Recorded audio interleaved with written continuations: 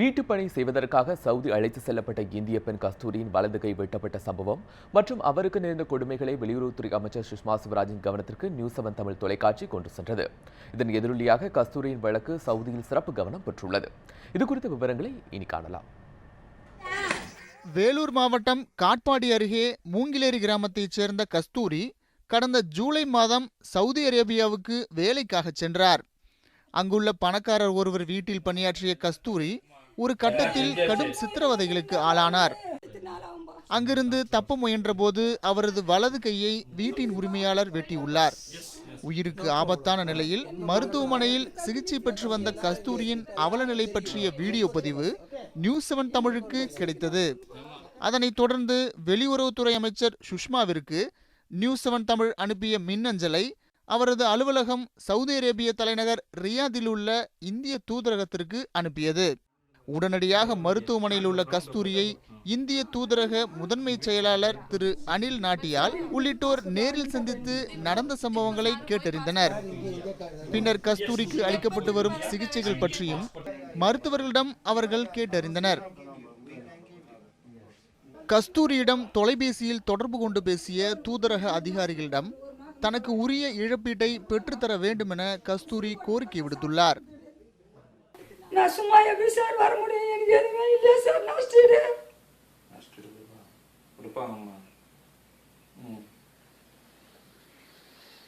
நான் இப்படி ஒரு முதுகு கை காலெல்லாம் போயிட்டுக்கிட்டேன் சார். நான் எப்படி சார் ஒண்ணுமே இல்லாத வந்து உட்காந்து சாப்பிட முடியாங்க? அதுக்கு எது ஏற்பாடெல்லாம் பண்ணுங்க சார். இதனிடையே கஸ்தூரிக்கு இந்த துயரம் ஏற்படுவதற்கு அவரை வெளிநாட்டிற்கு அழைத்து சென்ற முகவர்களும் முக்கிய காரணம் என வேலூர் மாவட்டம் மூங்கிலேரி கிராமத்தில் உள்ள அவரது சகோதரி விஜயகுமாரி குற்றம் சாட்டியுள்ளார்.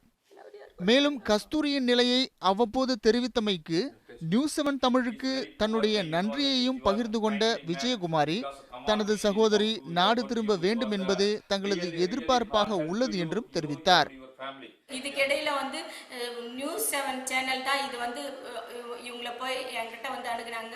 பார்த்து அவங்களுக்கு என்ன நடந்ததுன்னு சொன்னால் உடனே போயிட்டு அந்த எம்பேசி மூலமா பேசி அங்கே இருக்கிற எங்கள் அக்கா கிட்ட செல்ஃபோன் கொடுத்து பேச வச்சு அவங்க ஃபுல்லாக அந்த சேனலில் டெலிகாஸ்ட் பண்ண வச்சுட்டாங்க.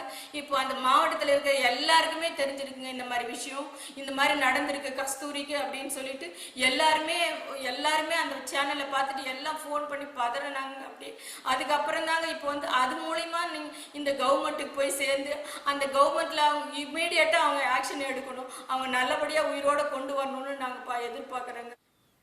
இதனிடையே இந்திய தூதரக அதிகாரிகள் கொடுத்த அழுத்தம் காரணமாக கஸ்தூரி தொடர்பான வழக்கை சவுதி காவல்துறையினர் மாற்றியமைத்துள்ளனர். முதலில் கஸ்தூரி கீழே விழுந்ததால் காயமடைந்ததாக வழக்கு பதிவு செய்த சவுதி காவல்துறை தற்போது அவர் மீது தாக்குதல் நடத்தப்பட்டதால் கஸ்தூரி காயமடைந்ததாக வழக்கு பதிவு செய்துள்ளனர். மேலும் சவுதி அரசு வழக்கறிஞர் தரப்பில் கஸ்தூரியின் வழக்கு சிறப்பு வழக்காக தன்னிச்சையாக விசாரணைக்கு எடுக்கப்பட்டுள்ளது. செய்திப்பிரிவு நியூஸ் 7 தமிழ்.